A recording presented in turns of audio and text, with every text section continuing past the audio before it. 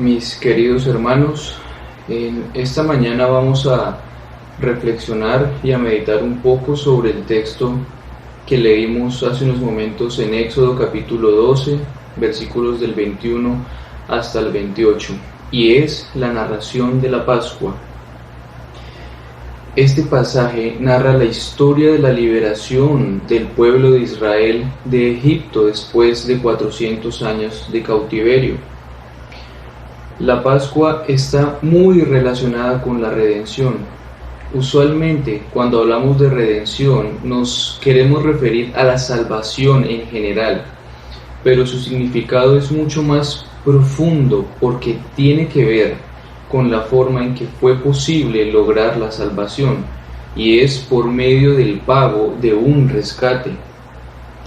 En el Éxodo, en el contexto de nuestro pasaje, el pago que se debió hacer por cada uno de los primogénitos de Israel fue el sacrificio de un cordero, un animal inocente, una víctima inocente.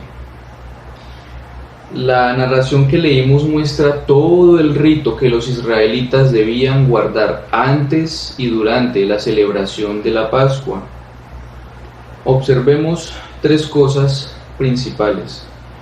Los israelitas estaban cautivos en Egipto, llevaban 400 años de cautiverio, sufriendo penosas y difíciles tareas, labores y trabajos. Segundo, ellos clamaban fervientemente ser liberados de esa esclavitud.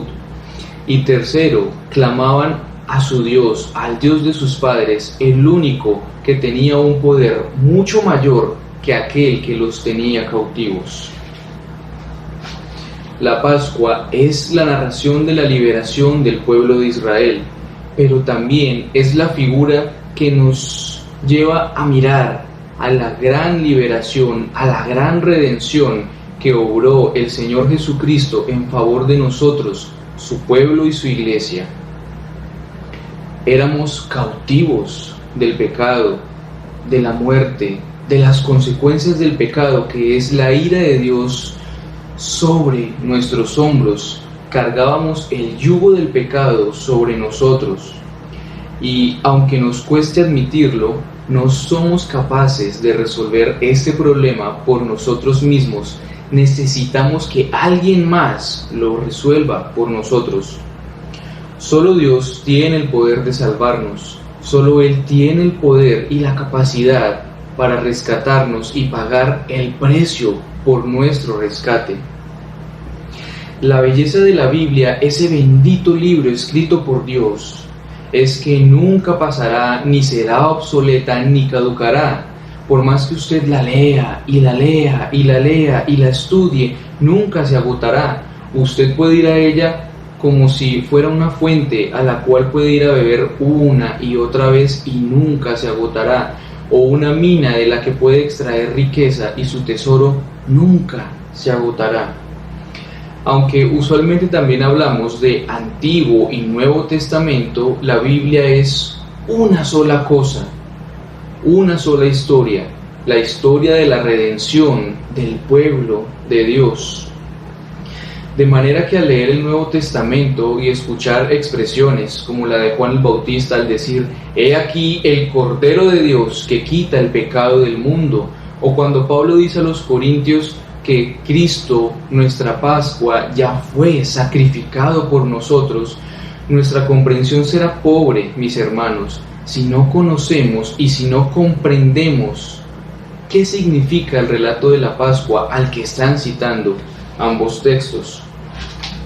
Así que vamos a observar la narración de la Pascua y de esta como figura de la redención que el Señor Jesucristo obró por nosotros.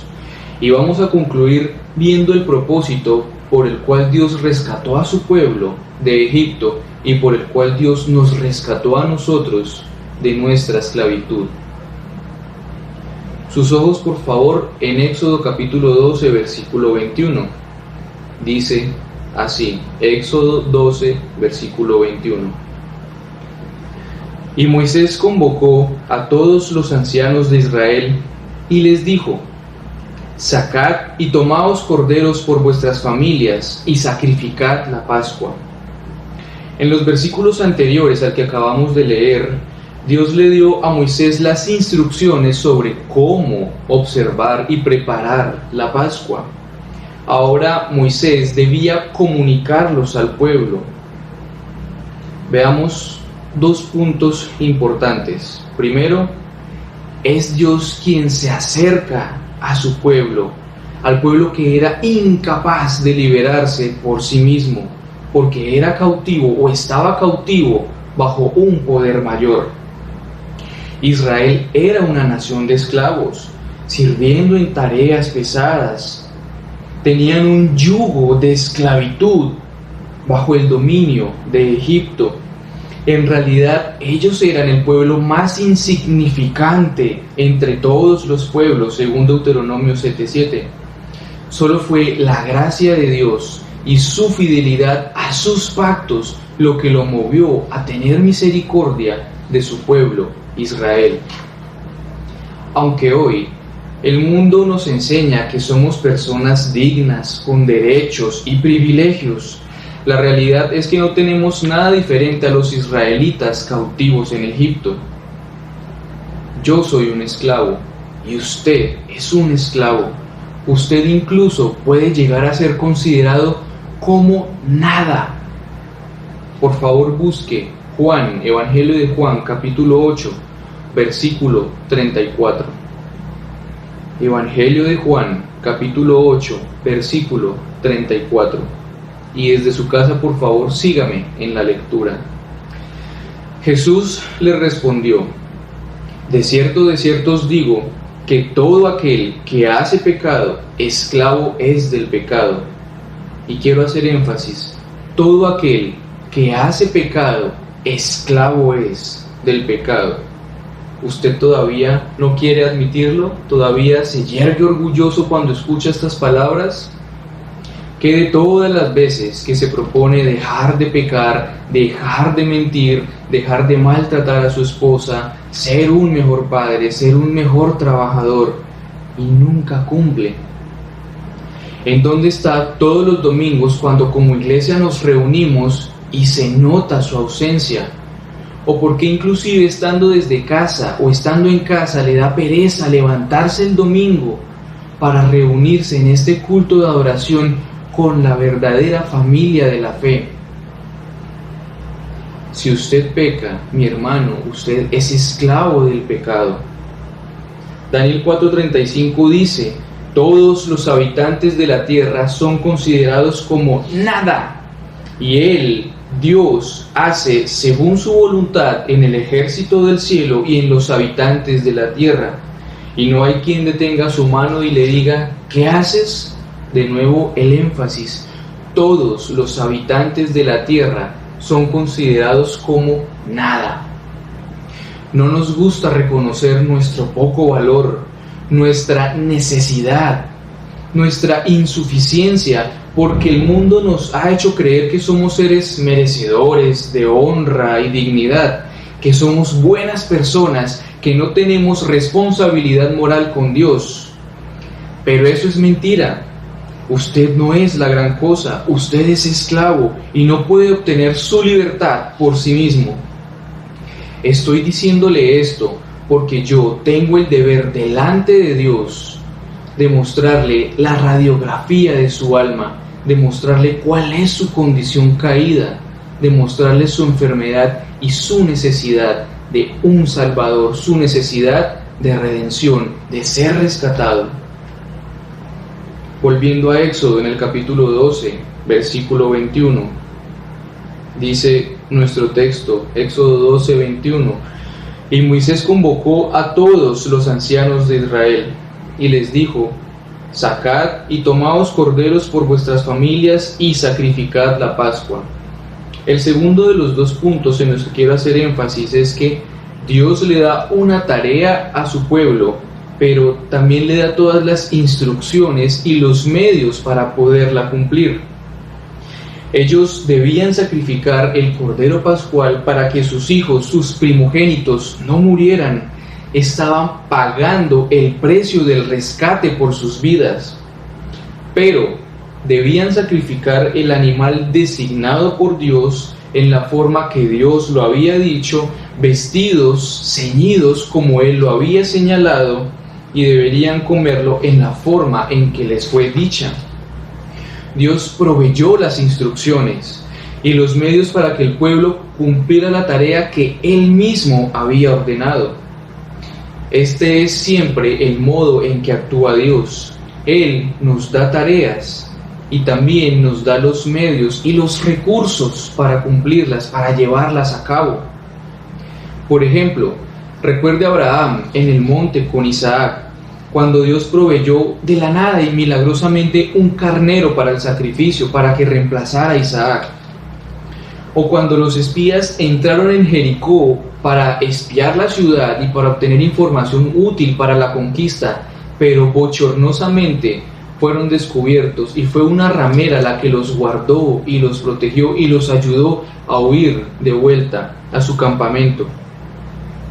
Piense en la noche antes de la crucifixión del Señor Jesucristo, Él allí orando en Getsemaní, hablando con su Padre y diciendo: Padre, si es posible, pasa de mí esta copa.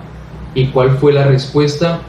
Un ángel del cielo que vino a consolarlo, un ángel del cielo que vino a fortalecerle para cumplir su propósito. Nosotros nos fascinamos al ver la providencia de Dios en estas historias bíblicas. No obstante, la gran pregunta es: ¿qué pasa conmigo? ¿Por qué no soy capaz de cumplir todas las tareas que el Señor me ordenó? Tengo tantas dificultades para orar, para leer la Biblia, qué poco persistentes somos en nuestros devocionales diarios, en nuestro tiempo a solas con Dios. Qué difícil levantarme cada domingo con la mente dispuesta para venir a adorar a Dios en el culto, en el servicio, con la iglesia. Esposos que no aman a sus esposas, que no las sirven en el hogar, que no comparten la carga de la crianza de sus hijos, que usan su autoridad y liderazgo para ser servidos y atendidos como reyes o príncipes, y no para servir a su esposa y para amarla como Cristo sirve y ama a su iglesia. Y muchos tal vez ahora están abrumados porque es difícil ser cristiano. Más aún, es imposible que usted por sí mismo pueda llegar a ser un mejor hombre, una mejor mujer. Es imposible que por sí mismo usted logre ser un buen esposo, una buena esposa sujeta a su marido, menos aún un hijo obediente y mucho menos un trabajador decente, íntegro en todas sus cosas. Usted necesita usar los medios y las herramientas que Dios proveyó para que pueda cumplir las tareas que Él le ha ordenado, y estos son los medios de gracia. ¿Cómo puede usted orar y hablar con Dios si no sabe cómo acercarse a Él? ¿Cómo puede conocer a Dios si no lee su Biblia en la casa? ¿Cómo puede estudiarla y comprenderla si no es instruido? ¿Y cómo será instruido si no busca a su pastor, a los ancianos, o si no se reúne para hablar de Cristo con otros creyentes? Por favor, vuelva a Éxodo capítulo 12, o si está allí, busque y ubique el versículo 22. Éxodo 12, 22. Y tomad un manojo de hisopo y mojadlo en la sangre que estará en un lebrillo, y untad el dintel y los dos postes con la sangre que estará en el lebrillo, y ninguno de vosotros salga de las puertas de su casa hasta la mañana. Esta debía ser la forma de esparcir la sangre del cordero que había sido sacrificado, tomando una hierba que debía ser untada con la sangre que estaba en una vasija y de alguna manera pintar los marcos completos de la puerta. Esta sería la señal para que Dios pasara por alto aquella casa y la muerte no viniera sobre el primogénito que allí vivía. Versículo 23. Porque Jehová pasará hiriendo a los egipcios, y cuando vea la sangre en el dintel y en los dos postes, pasará Jehová a aquella puerta y no dejará entrar al heridor en vuestras casas para herir. Precisamente, el significado de la palabra Pascua, de la palabra hebrea pesar, significa pasar por alto, librar o eximir de algo. Y en este caso, la Pascua, el cordero sacrificado, libraba de la muerte al primogénito de cada familia, sirviendo como el pago del rescate por su vida, y su sangre como señal para que aquella vivienda, aquel hogar, fuera pasado por alto por el ángel de la muerte. Pablo, en 1 Corintios 5:7, dice: Cristo es nuestra Pascua, que ya fue sacrificada por nosotros, y no por sangre de machos cabríos ni de becerros, sino por su propia sangre. Moisés fue enviado a liberar a Israel de la esclavitud en Egipto, pero Cristo ha venido a liberarnos del peor de los yugos, el yugo del pecado. De la misma forma que el Cordero Pascual hizo que la muerte pasara por alto las familias de Israel sobre las de Egipto, Cristo, nuestro Cordero Pascual, nos libra del pecado, de la muerte, del juicio y la ira venidera de Dios. En el Antiguo Testamento fue sacrificado un animal inocente, y en el Nuevo Testamento es sacrificado Jesús, el Cordero perfecto e inocente, que moriría como un sustituto por su pueblo. Así, Jesús se convierte en el Redentor de todo aquel que crea en Él. Versículo 24. Guardaréis esto por estatuto para vosotros y para vuestros hijos para siempre. Les dije al principio que la Biblia es un solo libro, que hablamos de Antiguo y Nuevo Testamento, pero es un solo texto, un solo hilo conductor, una sola historia que narra el propósito de Dios: redimir, rescatar a su pueblo. Hoy nosotros podemos celebrar la Pascua. De hecho, lo hacemos no una sola vez al año, sino cada vez que en la Santa Cena celebramos y recordamos la muerte del Señor Jesucristo a nuestro favor. Padres de familia, ustedes necesitan inquirir en todas estas cosas para que, estando en sus mentes y en sus corazones, puedan luego comunicarlas a sus hijos, porque es el deber que el Señor Dios les ha dado. Hijos, ustedes deben desde ya aprender todas estas historias, principios y verdades, porque la Biblia, mis hermanos, será la única guía fiel, correcta y verdadera para sus vidas.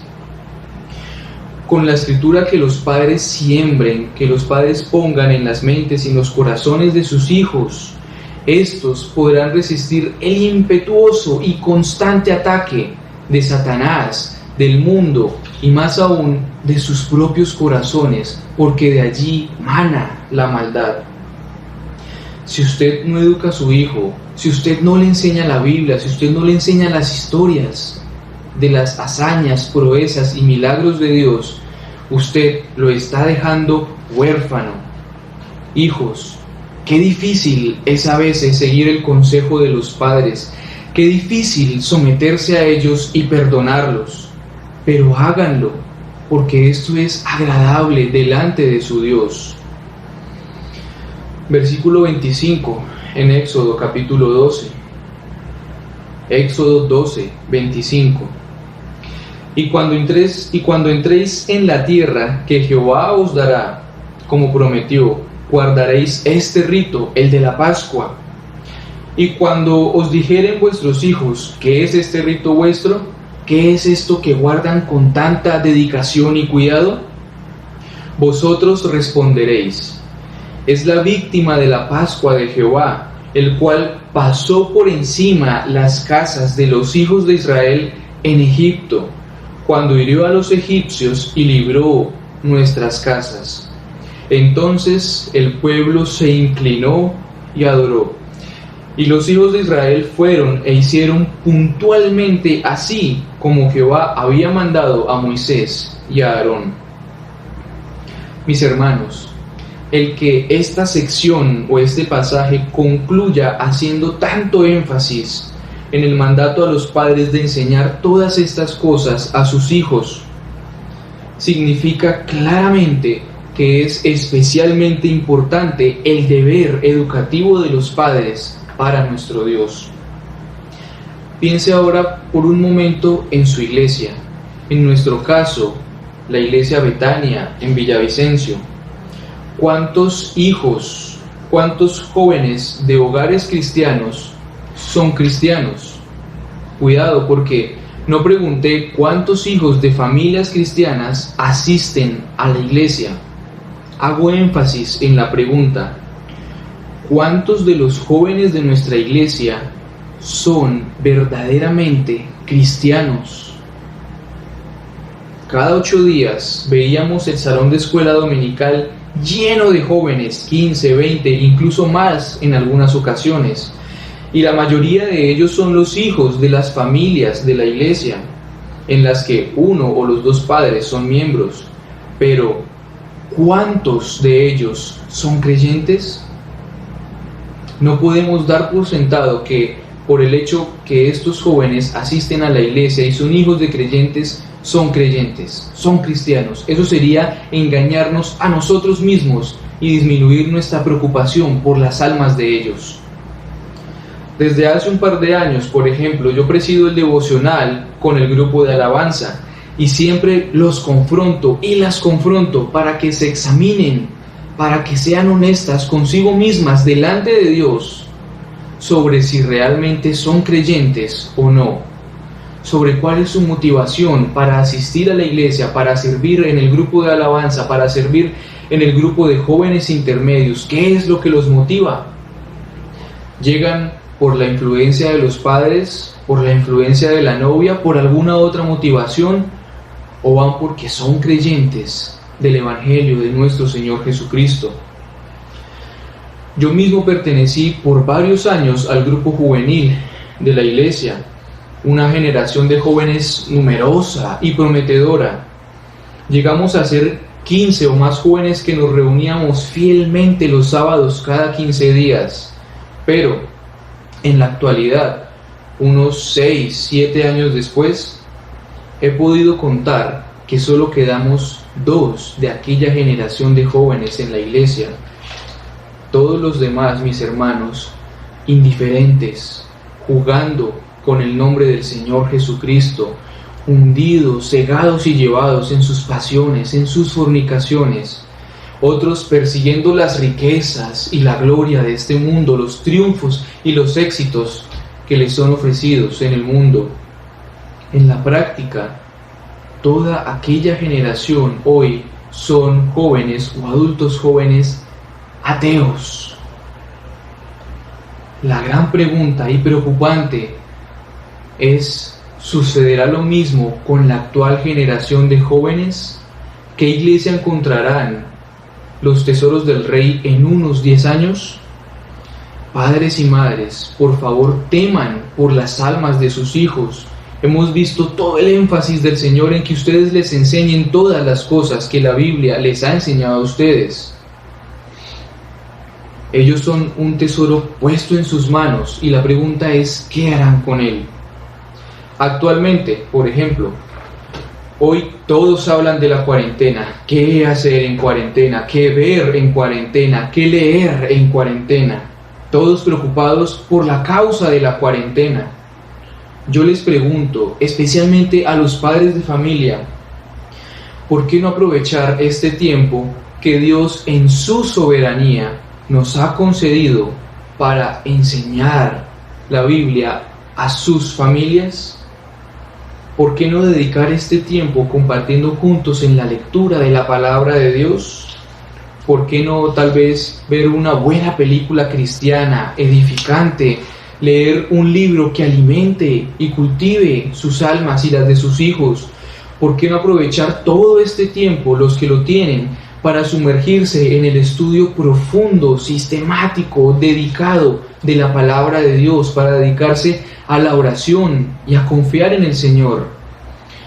Yo les aseguro que durante esta cuarentena muchos de ustedes, miembros de Betania, que me están escuchando esta mañana, han dedicado más horas de su vida a ver películas o series en Netflix que todas las horas que van a dedicar durante todo el resto del año a leer su Biblia. Es más, yo los conozco y sé que muchos de ustedes esta tarde se dedicarán a una maratón de películas, de perder su tiempo, de dedicarse a otras cosas que no les alimentan. Y seguramente el tiempo que inviertan viendo televisión esta misma tarde será mucho mayor a todo el tiempo que inviertan leyendo la Biblia durante la siguiente semana, inclusive durante el siguiente mes. Esos somos nosotros, ese es usted. Por eso la necesidad real, apremiante, de ser rescatados, redimidos por Dios, por medio de nuestro Cordero Pascual, que es Jesucristo. En Él hay perdón. Si nos arrepentimos y le buscamos, en Él hallaremos perdón. Finalmente, mis hermanos, veamos el propósito por el que Dios rescató a su pueblo de la esclavitud en Egipto y el propósito por el cual nosotros hemos sido rescatados del yugo de nuestra esclavitud espiritual del pecado. En sus Biblias, por favor, busquen en el libro de Éxodo en el que estamos, el capítulo 3, versículo 12. Éxodo 3, versículo 12. Y voy a esperar unos segundos hasta que ustedes puedan llegar.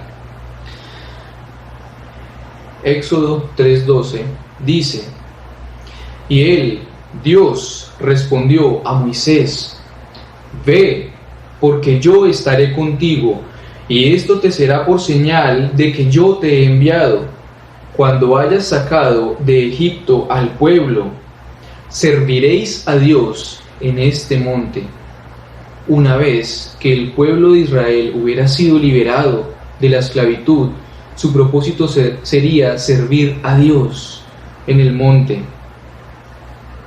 Vayan por favor a Primera de Pedro en el otro extremo de sus Biblias, capítulo 1, versículos 18 y 19. Y una vez más les voy a dar unos segundos para que lleguen. Primera de Pedro, capítulo 1, versículos 18 y 19.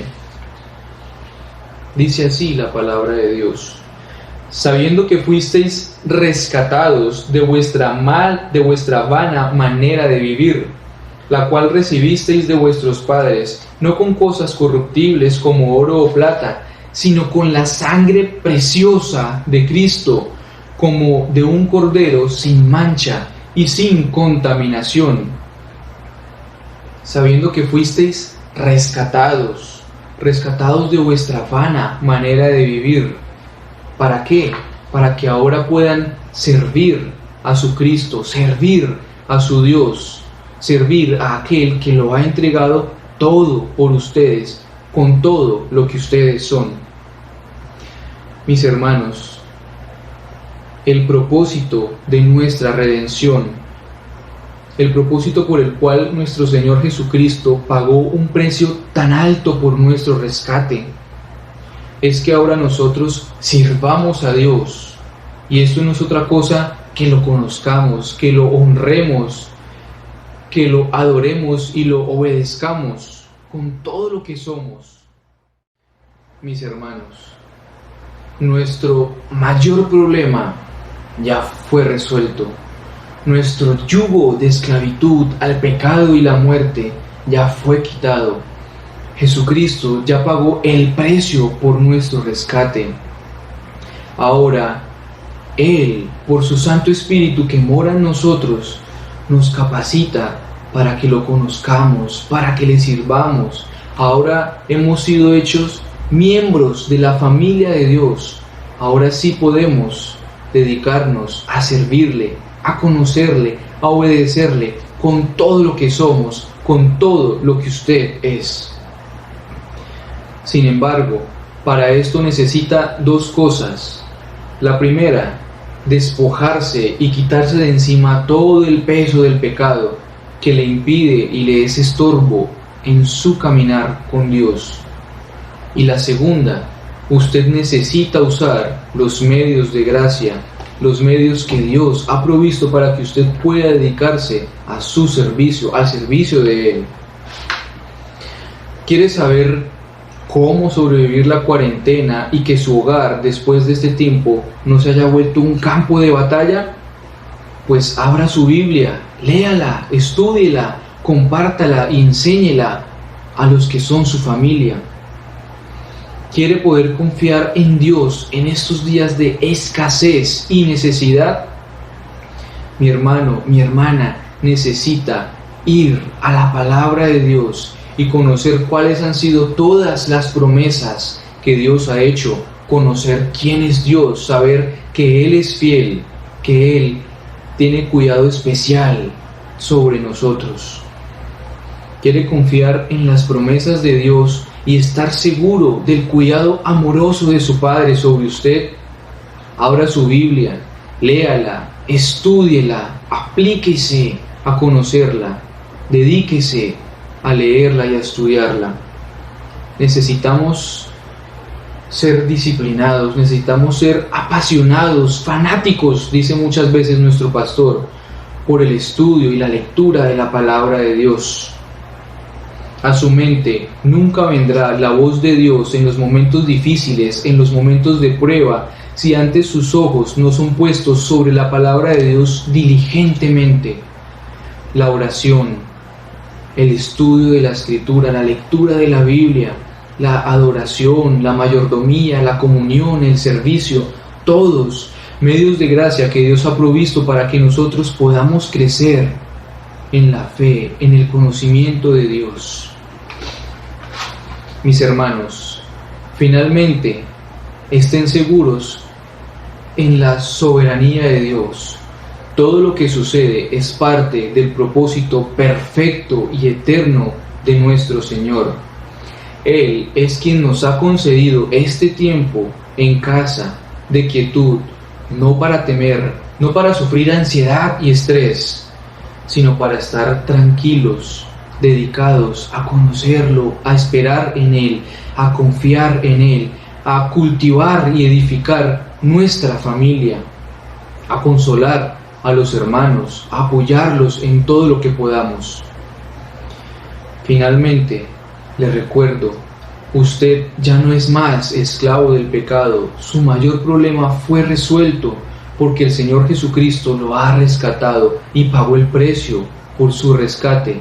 Ahora usted es libre para venir a servir a Dios, para conocerlo y para gozarse, dando gloria a aquel que lo ha entregado todo por usted, poniendo todo lo que usted es al servicio de Dios, al servicio de su iglesia.